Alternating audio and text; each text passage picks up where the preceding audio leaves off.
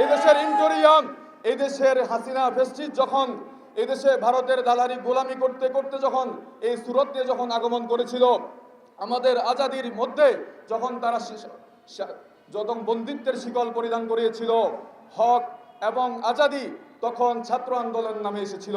বাংলাদেশ সেনাবাহিনী বা যে কেউ হামাসের বিরুদ্ধে বা ইসরায়েলের পক্ষে, আমেরিকার পক্ষে, ট্রাম্পের পক্ষে অবস্থান নেই, তার ঈমান থাকবে না, সে কাফের হয়ে যাবে।